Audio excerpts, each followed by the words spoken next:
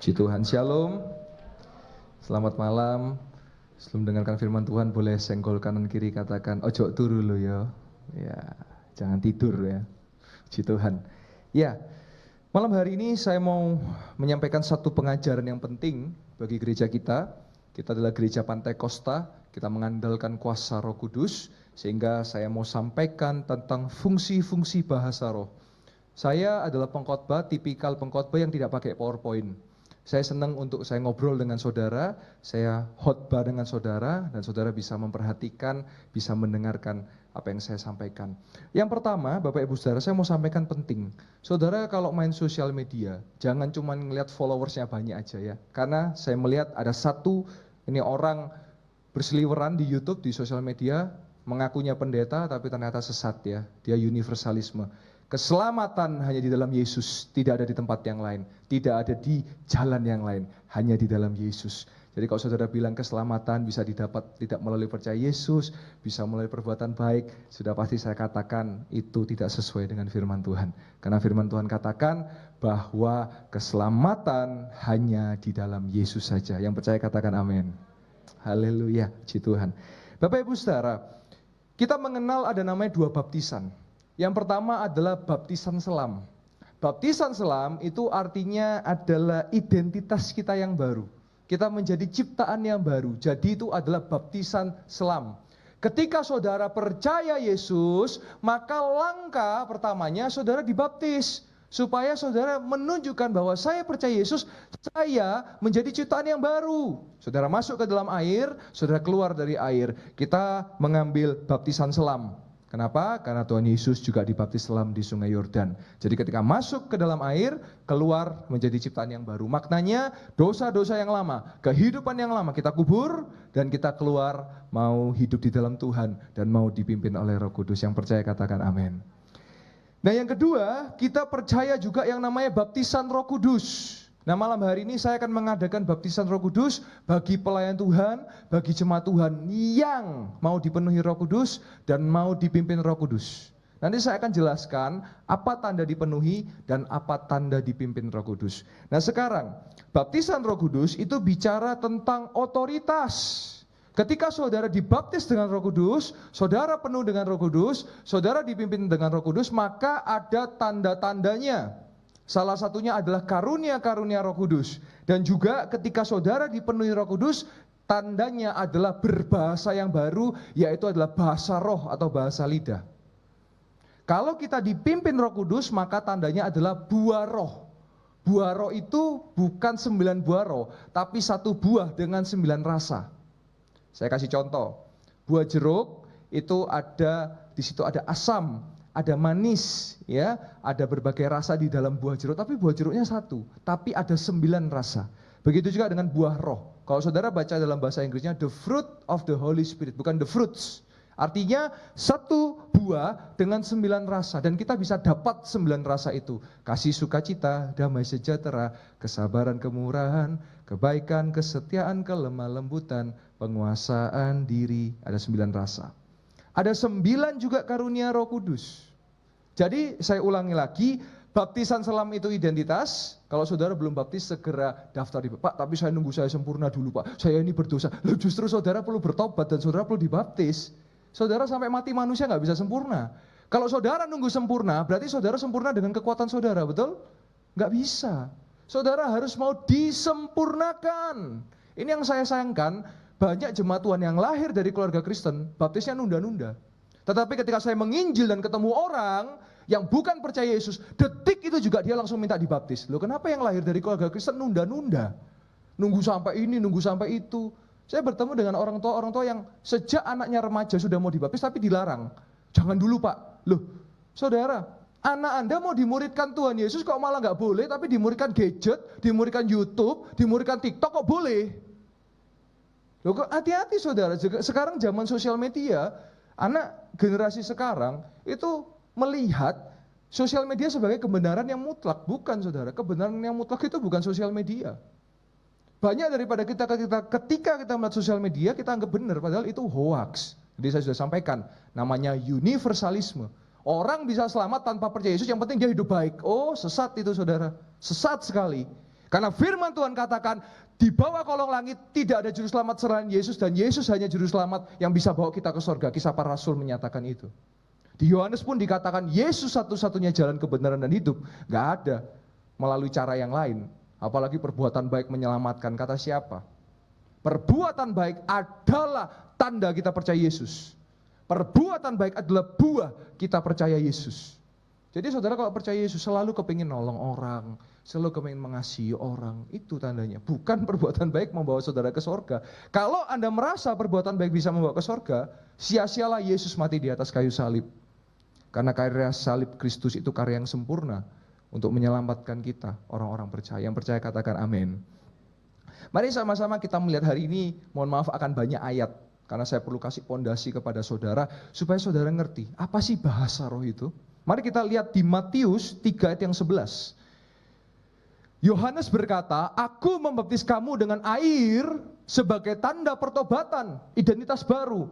Tetapi ia yang datang kemudian daripadaku lebih berkuasa daripadaku, dan aku tidak layak melepaskan kasutnya. Ia akan membaptiskan kamu dengan Roh Kudus dan dengan api. Salah satu tanda daripada Roh Kudus adalah api, saudara. Kita dibakar, kita diperbaharui seperti emas, dimurnikan. Markus 16 ayat 15 sampai 18. Lalu Yesus berkata kepada mereka, pergilah ke seluruh dunia, beritakan Injil kepada segala makhluk. Ayat 16. Siapa yang percaya dan dibaptis akan diselamatkan. Tetapi siapa yang tidak percaya akan dihukum. Ayat 17, perhatikan. Tanda-tanda ini akan menyertai orang-orang percaya. Mereka akan mengusir setan demi nama Yesus. Mereka akan berbicara dalam bahasa-bahasa yang baru bagi mereka. Ayat 18. Mereka akan memegang ular dan sekalipun mereka minum racun, mereka tidak akan mendapat celaka. Mereka akan meletakkan tangannya atas orang sakit dan orang itu akan sembuh. Ini satu penggenapan nubuatan yang digenapi hari ini. Kita bisa mengusir setan. Mengusir setan bukan cuma pendeta ya. Saudara bisa mengusir setan dalam nama Yesus. Saudara bisa menang atas setan. Dan muncul bahasa-bahasa yang baru. Mari kita lihat kisah para Rasul 1 ayat yang kelima. Sebab Yohanes Pembaptis membaptis dengan air. Tetapi tidak lama lagi kamu akan dibaptis dengan Roh Kudus. Digenapi di mana? Kita lihat kisah para Rasul 1 ayat yang ke-8. Tetapi kamu akan menerima kuasa dinamit. Kalau Roh Kudus turun ke atas kamu dan kamu akan menjadi saksi Yesus di Yerusalem, Yudea, Samaria sampai ke ujung bumi. Artinya saudara, saksi dimulai dari keluarga saudara dulu. Banyak orang, bagi saya yang terpenting bukan saudara hebat di mimbar ini, di keluarga saudara. Buat apa saudara nyanyinya jago tapi sama orang tua ngelama? Buat apa saudara jago pelayanan tapi istri digampari? Buat apa saudara jago pelayanan tapi suami Anda suka maki-maki? Percuma. Dimulai dari apa? Dikatakan tadi di mana? Yerusalem, rumah saudara, keluarga saudara. Ya, jadi saudara jangan kejar di sini, bukan untuk saudara kejar, keluarga saudara itu yang utama. Barulah Yudea, kantor, kerja, ladang pelayanan, Samaria, sampai ke ujung bumi. Firman Tuhan katakan apa? Setialah dengan perkara kecil, maka dia percayakan perkara yang besar. Kalau perkara kecil di keluarga nggak beres, jangan harap dia kasih perkara besar untuk ke bangsa-bangsa. Nol putul, 0 kosong, Bapak Ibu Saudara, kosong ya, itu ya artinya. Mari kita melihat apa yang terjadi pada Pentakosta. Kisah para Rasul 2 ayat yang pertama. Ketika tiba hari Pentakosta, Pentakosta artinya pente dan koste. Pente dan koste artinya penta 5, koste 10, 50 hari setelah kebangkitan Yesus dan 10 hari setelah kenaikan Yesus. Semua orang percaya berkumpul di satu tempat. Kita percaya ini adalah loteng di Yerusalem. Tiba-tiba turunlah dari langit suatu bunyi seperti tiupan angin keras. Memenuhi seluruh rumah di mana mereka duduk. Ayat yang ketiga. Dan tampaklah mereka lidah-lidah seperti nyala api yang bertebaran hinggap pada mereka masing-masing. Ayat yang keempat. Maka penuhlah mereka dengan Roh Kudus, lalu mereka mulai berkata-kata dalam bahasa-bahasa lain, seperti yang diberikan oleh Roh itu kepada mereka untuk mengatakannya. Ayat yang kelima. Ayat yang kelima. Oh ya, ayat keempat. Nah, jadi Roh Kudus memenuhi dan muncul bahasa-bahasa lain. Nah, saya jelaskan dulu Bapak Ibu Saudara. Konteks Kisah Para Rasul 2 ini adalah senolalia. Senolalia adalah bahasa asing. Jadi orang Yerusalem bisa ngerti bahasa Galilea, Galilea bisa ngerti bahasa Samaria, bahasa daerah ya. Saya punya dua pengalaman terkait senolalia.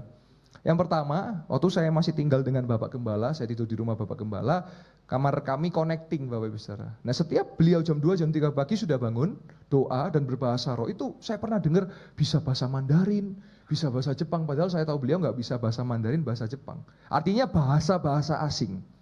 Dan saya punya pengalaman yang kedua, waktu itu saya sekolah Alkitab di Singapura, dan waktu itu saya di Singapura, narasumbernya orang China. Saya enggak ngerti bahasa Mandarin, yang ngertinya cuman wo ini ni ai wo hao ce gitu aja ngertinya. Nah, waktu dia ngomong ya pokoknya wah cas cis cus ya gitu. Tapi kok saya bisa ngerti? Saya catat di buku saya. Apa yang dia ngomong saya catat. Nah, itu senolalia, bahasa asing. Tetapi dengan perjalanannya waktu ada yang namanya glosolalia. Disebut bahasa lidah, disebut juga bahasa roh, ya. Dikatakan bahwa kita lihat di 1 Korintus 12 ayat yang ke-10 sampai yang ke-11. 1 Korintus 12 ayat yang ke-10 sampai ke-12 dikatakan apa? Kepada yang seorang roh, di situ R huruf besar, memberikan kuasa untuk mengadakan mujizat. Dan kepada yang lain ia memberikan karunia untuk apa? Bernubuat. Dan kepada yang lain karunia untuk membeda-bedakan macam-macam roh. Kepada yang lain juga diberikan untuk jangan cepat-cepat dulu, sabar. Tenang, sabar ya. Untuk berkata-kata dengan bahasa roh, dan kepada yang lain ia memberikan karunia, ayat yang ke-11, untuk menafsir, bukan menerjemahkan loh. Beda. Menerjemahkan itu translate. Tapi kalau menafsir, hermeneutik. Tafsir. Kalau menerjemahkan itu begini. Bagaimana kabar Anda? Terjemahannya kalau Inggris, how are you? Tapi menafsir, ketika saya tanya bagaimana kabar Anda, tafsirannya dia sedang mau tahu kondisi saya. Itu tafsir. Jadi bukan menerjemahkan, menafsir. Paham sampai sini bedanya? Karena tafsir. Tafsir itu makna. Terjemahan itu kata-katanya. Inggris jadi Indonesia, Indonesia jadi Inggris. Ayat yang tadi yang ke berapa? 11. Ya, mungkin balik ke 11 dulu. Ayat yang ke-11. Nah, tetapi semuanya ini dikerjakan oleh roh yang satu dan yang sama yang memberikan karunia kepada tiap-tiap orang secara khusus seperti yang dikehendakinya. Ayat yang ke-12. Karena sama seperti tubuh itu satu dan anggota-anggotanya banyak. Dan segala anggota-anggota itu sekalipun banyak merupakan satu tubuh Kristus. Demikian pula Kristus, merupakan satu tubuh dalam Kristus. Jadi Bapak Ibu Saudara, di sini konteks berbahasa roh itu adalah glosolalia. Mari kita buka lagi di 1 Korintus 14 ayat yang ke-1 sampai ke-3. Paulus berkata apa? Kejarlah, di situ dikatakan apa? Kejarlah dan kasih itu dan usahakanlah dirimu memperoleh karunia-karunia roh, terutama karunia untuk bernubuat. Bapak Ibu Saudara, hati-hati zaman sekarang banyak lu buat-buat. Nanti dapat uang, dapat mobil. Kalau DP nanti dapat mobil ya nggak usah dinubuatkan, bayar DP mobil pasti keluar, betul ya. Nah, kenapa orang suka nubuatan? Karena suka yang materi. Dapat uang, nanti dapat rumah, nanti dapat apa. Padahal nubuat itu nggak bicara hanya materi, saudara, tapi bicara kebenaran. Kata nubuat juga berarti artinya firman kebenaran Tuhan yang perlu disampaikan bagi banyak orang. Ayat yang kedua kita baca sama-sama, kita melihat di situ dikatakan apa? Siapa yang berkata-kata dengan bahasa roh, glosolalia, tidak berkata-kata kepada manusia, tetapi kepada Allah, sebab tidak ada seorang pun yang mengerti, termasuk setan nggak bisa ngerti.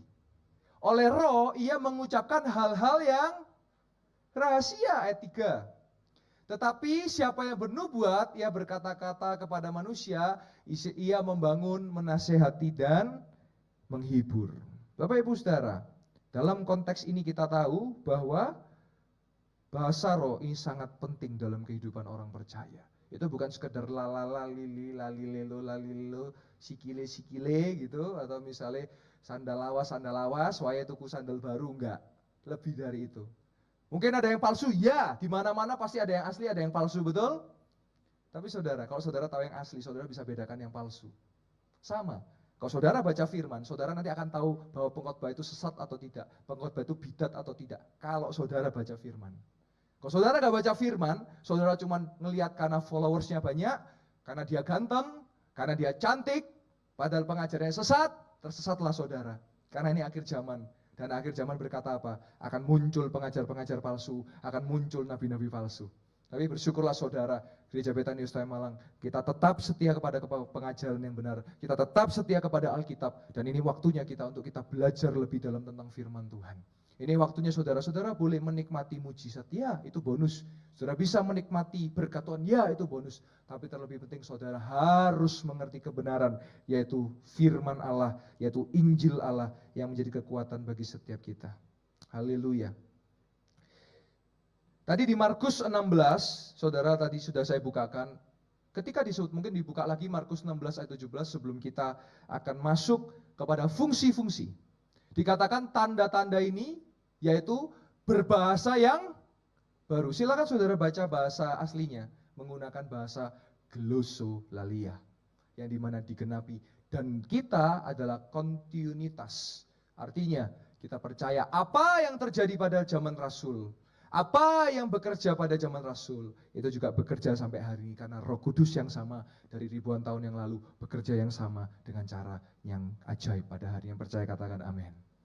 Ada 5 fungsi bahasa roh. Setelah saya jelaskan 5 fungsi ini, saya akan membuka altar bagi saudara yang betul-betul rindu, terutama pelayan Tuhan. Siapapun multimedia, pemain musik, saudara mau dipenuhi Roh Kudus, saudara nanti boleh maju, saya akan doa baptisan Roh Kudus, supaya saudara dipenuhi dan dipimpin oleh Roh Kudus. Ada 5 fungsinya, jadi bukan sekedar omdo atau ngomong doang, tapi ada 5. Yang pertama, bahasa roh itu berfungsi untuk edifikasi dan edukasi, untuk membangun diri. Mari kita lihat lagi di 1 Korintus 14, ayat yang kedua.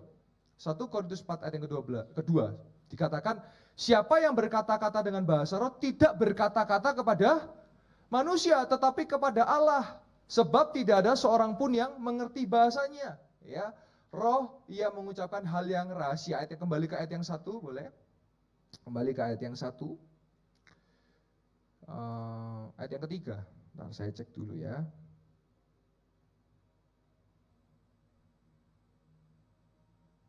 Ayat keempat ya. Boleh ke ayat keempat? Dikatakan apa? Siapa yang berkata-kata dengan bahasa roh, ia membangun dirinya sendiri. Tetapi siapa yang bernubuat, ia membangun jemaat. Jadi saudara, ketika saudara berbahasa roh, saudara membangun diri saudara. Dan itu manusia nggak bisa tahu. Saudara, setan itu ngerti bahasa Indonesia loh. Saya melayani dalam beberapa pelayanan pelepasan dan pengusiran. Setan jangan diajak omong. Firman Tuhan sudah katakan, Bapa pendusta. Kamu siapa? Rumahmu di mana? Semalam dengan siapa? Berbuat apa? Ya, jadi joget, saudara ya. Jadi nggak perlu ditanya, tengking aja. Ya. Nah, setan nggak ngerti bahasa roh, karena roh kita dengan roh Allah. Kita ini manusia yang punya roh, saudara. Kita beda dengan binatang ya. Binatang nggak punya roh. Manusia adalah ciptaan yang Tuhan ciptakan khusus dari nafas Allah. Dengan nafas Allah, diberi nafas Allah. Kita ada roh Allah, ada roh dalam diri kita. Jadi, pertama, fungsinya adalah edifikasi dan edukasi. Membangun diri kita. Saat kita lemah, kita dikuatkan. Yang kedua, apa fungsinya? Memuji dan menyembah Tuhan. Kita lihat di Yohanes 4 ayat 23-24. Sebab itu kenapa ketika kita menyembah, kita dibawa saudara yang sudah dikaruniai, kita menyembah dalam roh. Dikatakan apa? Tetapi saatnya akan datang, dan sudah tiba sekarang bahwa penyembah-penyembah benar akan menyembah Bapa dalam roh dan kebenaran. Sebab Bapa menghendaki penyembah-penyembah yang demikian. Jadi Tuhan nyarinya penyembah, bukan penyembahan. Kalau penyembahan saudara nyanyinya bagus, nyembahnya bagus, tapi Anda berzina. Nah itu berarti saudara penyembah yang salah, tapi penyembahannya benar. Tapi yang Tuhan cari penyembah yang benar. Karena kalau penyembah benar, pasti penyembahannya akan benar. Penyembahan yang benar belum tentu penyembahnya benar. Hati-hati loh, pelayan-pelayan saya ngomong dengan keras ini. Ya, hati-hati yang masih berzina, saya nggak tahu siapa saudara tapi bertobat. Ya, orang nggak bisa ngelihat, Tuhan bisa ngelihat. Ini penting, ini malam hari ini makanan keras ini. Lanjut ayat 24. Allah itu roh, dan barang siapa menyembah dia harus menyembah dalam roh dan kebenaran. Itu apa sih? Firman, bermazmur. Jelas? Yang pertama, bahasa roh fungsinya edifikasi, edukasi. Yang kedua, menyembah dan memuji Tuhan. Ketiga, apa fungsinya? Kuasa di dalam doa atau doa syafaat, pendoa syafaat. Mari kita lihat Roma 8 ayat 26 sampai 27. Dikatakan apa? Demikian juga roh membantu kita dalam kelemahan. Sebab kita tidak tahu bagaimana sebenarnya harus berdoa. Tetapi roh sendiri berdoa untuk kita kepada Allah dengan keluhan-keluhan yang tidak terucapkan. Kalau saudara yang memiliki karunia bahasa roh, ketika saudara mungkin nggak bisa ngucap, saudara cuma oh haleluya, oh rabakaya nama syandala mata. Tiba-tiba padahal saudara nggak ngomong, pertolongan Tuhan ada tiba-tiba. Pernah ngalami? Karena roh menolong mengucapkan kata-kata yang tidak terucapkan. Ayat 27. Dan Allah menyelidiki hati nurani, mengetahui maksud roh itu, yaitu bahwa ia sesuai dengan kehendak Allah berdoa untuk orang-orang kudus. Jadi tadi yang pertama, bahasa roh untuk membangun diri, edukasi, edifikasi. Yang kedua, memuji dan menyembah Tuhan. Dan yang ketiga apa? Doa syafaat, pendoa syafaat. Yang keempat, peperangan rohani. Musuh kita bukan sesama manusia, musuh kita bukan yang kelihatan, tapi musuh kita siapa? Penguasa di udara. Saudara percaya nggak percaya? Kita percaya bahwa ada namanya teknis, ada namanya spiritual. Beberapa waktu lalu, sound system sampai sempat meledak, listrik mengalami masalah, bahkan saya diceritai oleh Pak Ian, mikrofon bisa jatuh. Ya itu kan kebetulan Pak, kebetulan kok bisa tepat seperti itu. Enggak, gereja kita sedang betul-betul Roh Kudus bekerja dengan luar biasa, setan nggak suka. Dia mau coba hancurkan hubungan, dia mau coba hancurkan manusia-manusia, nggak bisa. Karena kasih di tempat ini semakin akrab, sesama pelayan saling mengasihi, sesama rekan pelayan saling mendukung. Oh nggak jebol, nggak masuk nih setan. Dicobalah hancurkan teknis-teknis, listrik dirusak, sound system dirusak. Perlu doa tambah kenceng lagi. Nah ini namanya peperangan rohani. Saya kalau nyebut dengan pelayan-pelayan, ini sudah open war namanya. Perang terbuka dengan kuasa gelap. Kita lihat Efesus 6 ayat yang ke-10 sampai yang ke-20 secara cepat saja. Akhirnya hendaklah kamu kuat di dalam Tuhan, di dalam kekuatan kuasanya. Ayat yang 11. Kenakanlah seluruh perlengkapan senjata Allah supaya kamu dapat bertahan melawan tipu muslihat iblis. Ayat 12. Karena perjuangan kita bukanlah melawan darah dan daging, tetapi melawan pemerintah-pemerintah, melawan penguasa-penguasa, melawan penghulu-penghulu dunia yang gelap ini, melawan roh-roh jadi udara. Sebelum lanjut, saudara, pemerintah ini bukan bicara tentang birokrasi yang ada dalam negara, bukan. Tapi setan itu ada birokrasinya. Mereka ada level-levelnya. Jadi pemerintahnya kuasa gelap. Supaya saudara jangan tangkap poin yang salah ya. Artinya hierarki daripada setan itu ada mereka. Itu ada di dalam demonologi dan angelologi ya. Kita lanjut ayat 13. Sebab itu ambillah seluruh senjata perlengkapan Allah supaya kamu dapat mengadakan perlawanan pada hari yang jahat itu dan tetap berdiri sesudah kamu menyelesaikan segala sesuatu. Ayat yang ke-14. Jadi berdirilah tegap, berikat pinggangkan kebenaran, berbaju sirahkan keadilan. Ayat 15. Kakimu berkasutkan kerelaan, sepatu ya, untuk memberitakan Injil, damai sejahtera. Ayat 16. Dalam segala keadaan pergunakanlah perisai iman. Sebab dengan perisai itu kamu akan dapat memadamkan semua panah api dari si jahat. Ayat 17. Dan terimalah ketopong keselamatan dan pedang roh, yaitu firman Allah. Ayat 18. Dalam segala doa dan permohonan berdoalah setiap waktu di dalam roh dan berjaga-jagalah di dalam doamu dengan permohonan yang tak putus-putusnya untuk segala orang kudus. Ayat 19. Juga untuk supaya kepadaku jika aku membuka mulutku dikarunian perkataan yang benar, agar dengan keberanian aku memberitakan rahasia Injil. Ayat 20. Yang kulayani sebagai utusan yang dipenjarakan, berdoalah supaya dengan keberanian aku menyatakannya sebagaimana seharusnya aku bicara. Sudah 4 poin, kita masuk ke poin yang terakhir dan sebentar saya akan membuka altar saudara yang dibakar dengan firman ini, bagi jemaat maupun pelayan, saudara yang mau dipenuhi Roh Kudus, saudara boleh nanti cepat-cepat maju, saudara boleh buka hati saudara, supaya saudara dipenuhi dengan Roh Kudus. Poin yang kelima, tadi saya ulang lagi, poin 1, fungsi bahasa roh, membangun diri, edifikasi, edukasi. Yang kedua, memuji dan menyembah Tuhan. Yang ketiga, kuasa dalam doa, pendoa syafaat. Yang keempat, peperangan rohani. Yang kelima, yang terakhir, menjadi perantaraan. Maksudnya apa? Supaya kita memahami firman Allah, supaya kita ngerti revelasi, supaya kita ngerti rema, dan kita ngerti iluminasi daripada firman Allah. Nah saudara mesti tahu bedanya. Revelasi itu apa sih, Pak? Revelasi itu saudara ngerti, ada pewahyuan, ada ilham yang saudara pahami. Jadi kalau saudara punya teman yang namanya Wahyu, itu tidak dilahirkan, tapi apa? Diturunkan. Itu ya. Karena kita mendapatkan wahyu. Kalau rema itu saudara, satu ayat firman Tuhan itu kena di hati saudara. Oh, saya dapat rema ini dari ayat ini. Saya dapat satu ayat yang nyantol di hati saya. Gimana prakteknya? Saudara baca satu pasal, nanti ada satu ayat yang melekat di hati. Nah, itu rema. Revelasi dari ayat itu saudara ngerti apa revelasi, pengertiannya. Baru iluminasi. Iluminasi adalah pengertian dari Roh Kudus untuk kita bisa ngerti firman. Saudara kalau masih suka baca koran, kenapa baca koran nggak ngantuk? Tapi kalau baca firman bisa ngantuk. Sama-sama teks kok, sama-sama tulisan kok. Anak muda suka baca novel. Sampai novelnya sampai banyak gitu, nggak ngantuk. Tapi baca satu ayat aja susah sekali.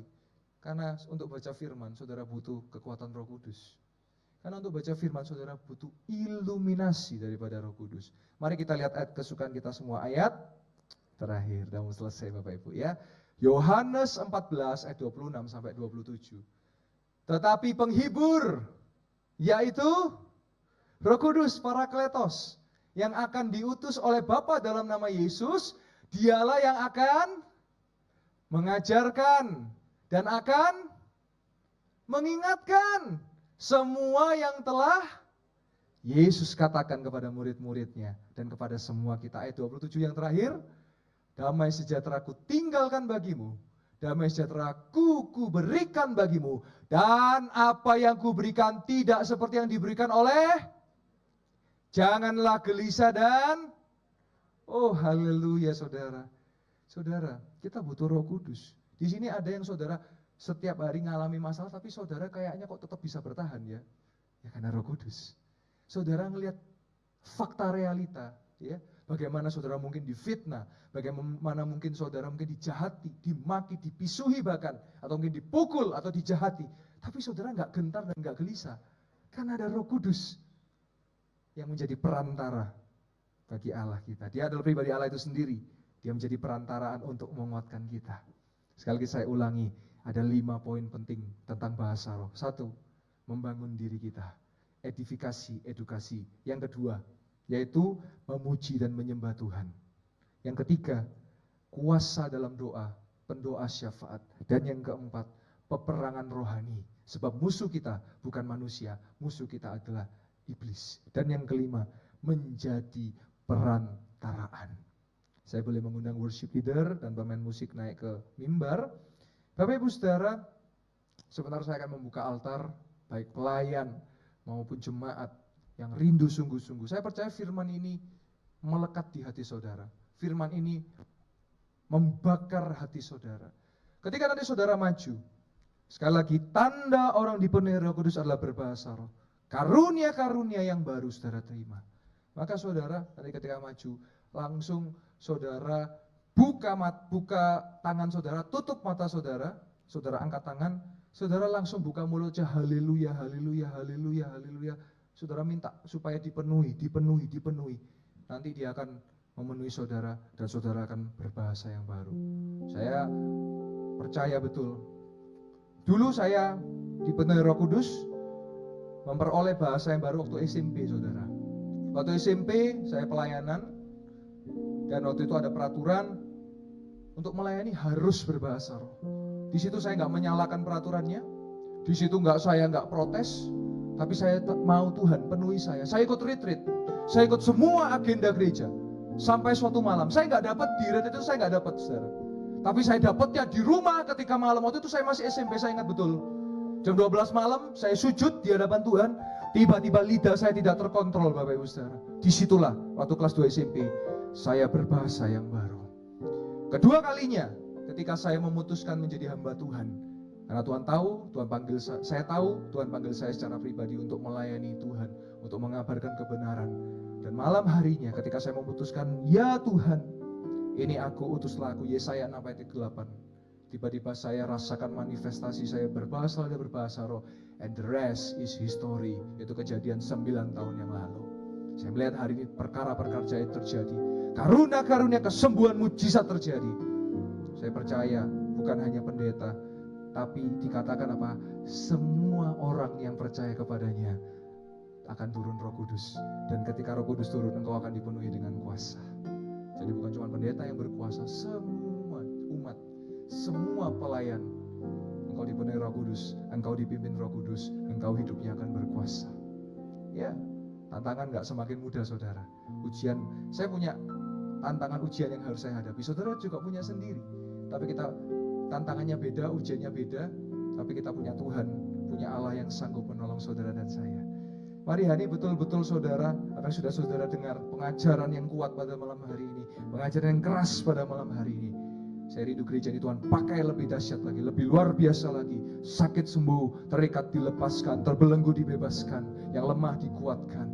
Ya, saya percaya betul dia luar biasa, saudara. Haleluya, haleluya, haleluya. Terima kasih Tuhan. Saudara boleh pejamkan mata saudara.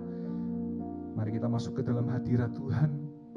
Sekali lagi, kalau hati saudara dibakar, baik yang pelayan maupun yang jemaat.